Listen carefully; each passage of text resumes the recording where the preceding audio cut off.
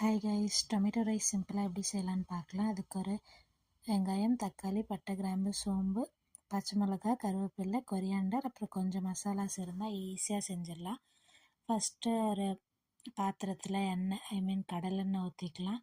ஊற்றினதுக்கப்புறம் நம்ம எடுத்து வச்சிருந்த ஸ்பைசஸ் சோம்பு, பட்டை, கிராம்பு இது மட்டும் போட்டுக்கலாம், வேறு எதுவும் போட வேண்டாம்.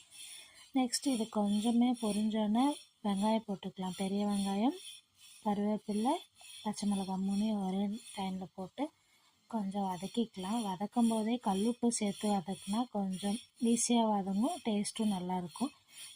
இதுக்கப்புறம் உப்பு இந்த ரெசிப்பியில் சேர்க்க தேவையில்லை, இதுவே போதும்.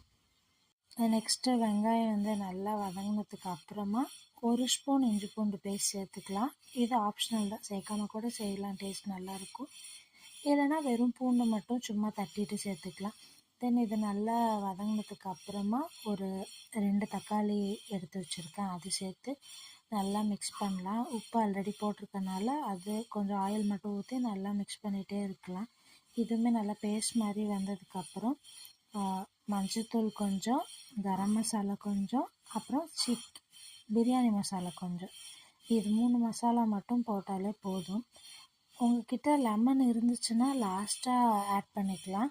என்கிட்ட லெமன் இல்லை, ஸோ அதனால் இதை நல்லா மிக்ஸ் பண்ணிவிட்டு கொஞ்சம் எண்ணெய் பிரிஞ்சு வந்ததுக்கப்புறம் ஒரு 2 ஸ்பூன்ஸ் கர்ட் ஆட் பண்ணியிருக்கேன்.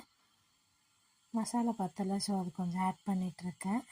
ஆட் பண்ணி நல்லா மிக்ஸ் பண்ணதுக்கப்புறமா அந்த 2 ஸ்பூன்ஸ் கர்ட் ஆட் பண்ணிவிட்டு நல்லா மிக்ஸ் பண்ணிகிட்டே இருக்கணும். தண்ணி எதுவுமே ஊற்றக்கூடாது. உங்களுக்கு வேணும்னா கொஞ்சம் எண்ணெய் ஊற்றிக்கலாம்.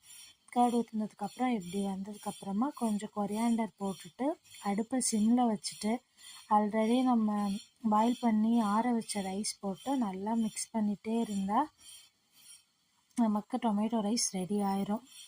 தென் அதுக்கு என்ன சைட் டிஷ் வேணுமோ அப்பளம், ஆனியன் பச்சடி அந்த மாதிரி வச்சுக்கலாம். நான் ஒரு பாயில்டு எக்கும் கொஞ்சம் ஆனியன் பச்சடியும் வச்சு சர்வ் பண்ணேன்.